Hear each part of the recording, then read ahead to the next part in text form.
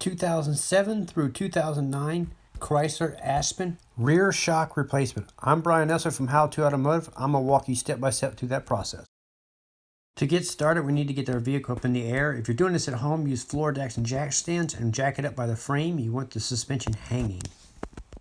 Before I unbolt everything, I put a pull jack underneath the suspension. If you're doing this at home, you can use a floor jack underneath.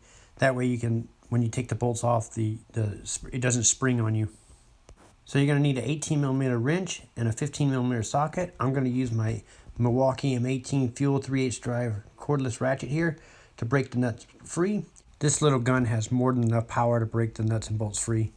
I'll leave a link in the description of the video. That way if you guys want to check it out. Now that you got the lower nut and bolt out, we need to get to the top bolt. And it's tucked in behind this spare tire here. So you have a choice where you could either take the spare tire down or work around it.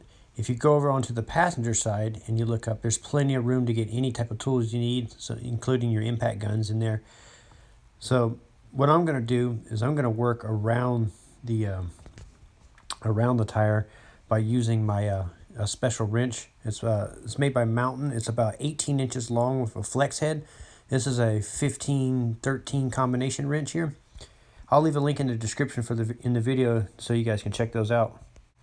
So with the little flex head, you're able to angle it in a little bit and then you can ratchet it off. And there's plenty of length on this wrench to put tons of torque on it to break the nuts and bolts free. So you don't have to back the inner bolt. It has a little metal bracket welded to the nut, and when you turn it, it wedges against the frame and it holds it in place while you loosen the other side off. Now that I got the bolt out and removed the shock, here is the nut that goes on the back side that has that metal bracket.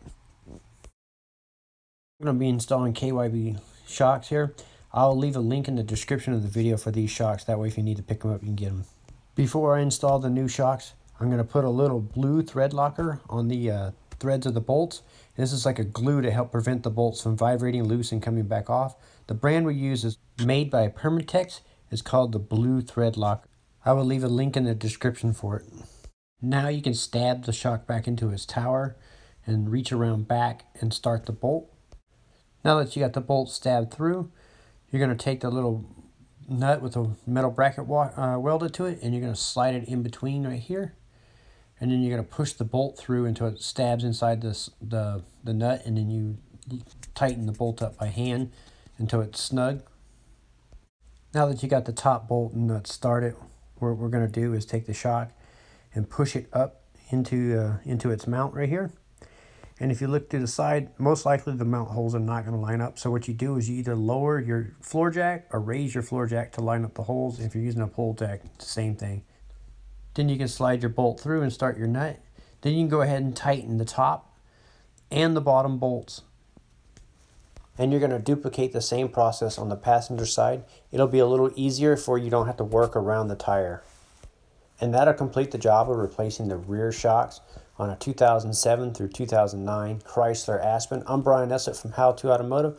I'd like to thank you guys for watching my videos, encourage you to subscribe, invite you to head over to the howtoautomotive.com website for more valuable videos like this, and also to remind you that I will link up all the parts and tools I use in the video. That way if you need to pick anything up, it's all there in the description. Thank you again for watching.